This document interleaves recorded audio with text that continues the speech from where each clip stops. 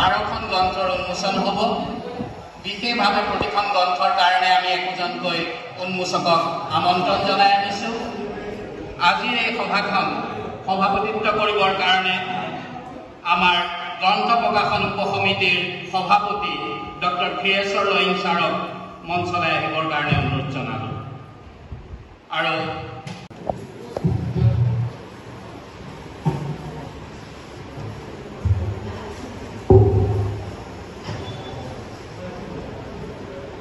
গ্ৰন্থখন হ'ল ব্যক্তি আৰু সমাজ, লেখক অতুল গোস্বামী ডাঙৰীয়া। তেখেতক অমৰ বৰুৱাই মঞ্চলৈ আদৰি আনিব আৰু তেখেতক এখন গামোচাৰে আদৰণি জনাব লেখিকা অদিতি দেৱী।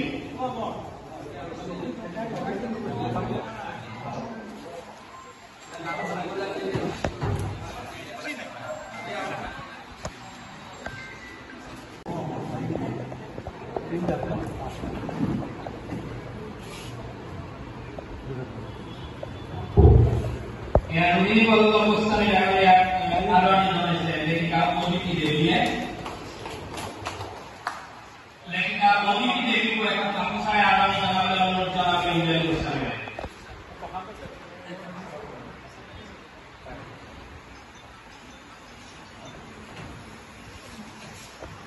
ইয়াৰ পিছতে লেখিকা অদিতি দেৱীক তেখেতৰ গ্ৰন্থ গিৰিশ গল্পগুচ্ছ উন্মোচকৰ হাতত তুলি দিবলৈ অনুৰোধ জনাইছে।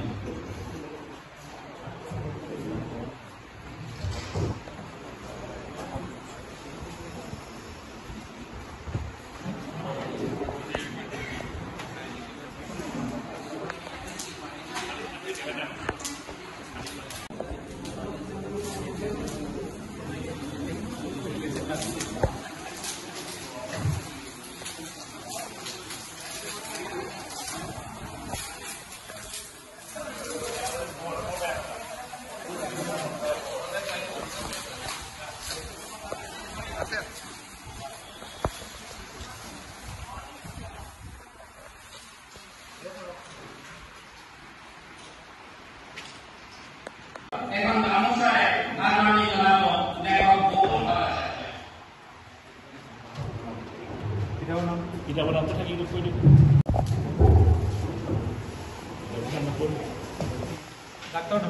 লেখক বকুল ভট্টাচাৰ্যই প্ৰণয়ন কৰা গ্ৰন্থখনৰ শিৰোনাম অভিৱৰ আদৰ্শপুৰুষ ডাক্তৰ নৰেন চন্দ্ৰ ভৰ দীৰ্ঘ সময় দেহকালত চিকিৎসাৰ ক্ষেত্ৰত অৱদান আগবঢ়াই যোৱা এজন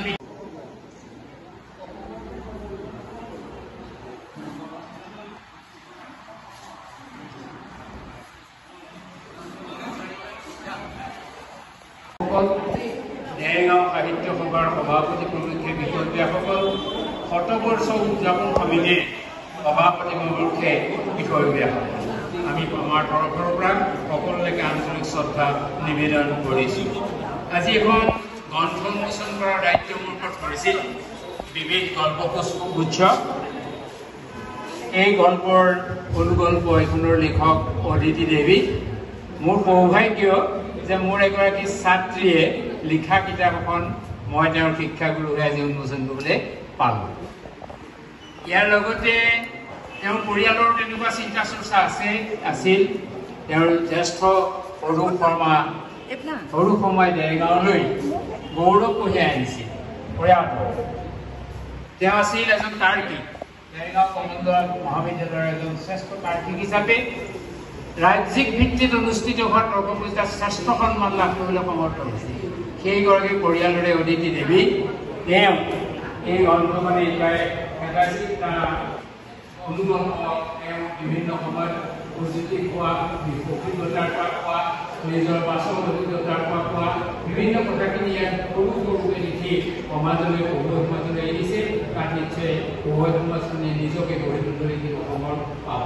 শুভেচ্ছা বাণী আগবঢ়াইছে অতীত দত্তই আৰু দুয়োগৰাকী প্ৰকাশন আৰু গ্ৰন্থমেলাৰ উপসমিতিৰ সভাপতি সম্পাদক দুয়োজনী বিভিন্ন সময়ত গুণোৎসৱ ৰহমাৰ তুলনা ফেচবুক মুদ্ৰাটো ডিঙিৰ ওপৰত তামোলখনৰ টেবুলখন ফ্ৰেণ্ড ৰিকুৱেষ্ট বৃদ্ধাশ্ৰম মা মমতা অনুশোচনা জীৱনৰ প্ৰতি মোক বাৰ্ধক্য চাকৰি অপঘাত প্ৰসৱ বেদনা সম্পৰ্ক সপোজ চৰ্চা বিজুদুৰীয়া ছোৱালী প্ৰযুক্তি ভাগৰ নকাৰ সকলো বিবাহ বাৰ্ষিকী অনিমা জেঠাই তাবিজ তোলাৰ সন্তান বিগেনে ব্লাড মেজি এটাখিনিৰ মাজত আমি কবুসকলে কিছু আমাৰ জীৱন ধাৰণৰ কাৰণে সুন্দৰ উপাদান পাম এইখিনি আশা ৰাখি লেখিকালৈ মোৰ ধন্যবাদ জ্ঞাপন কৰি মোৰ বক্তব্য সামৰণি মাৰিলোঁ ধন্যবাদ।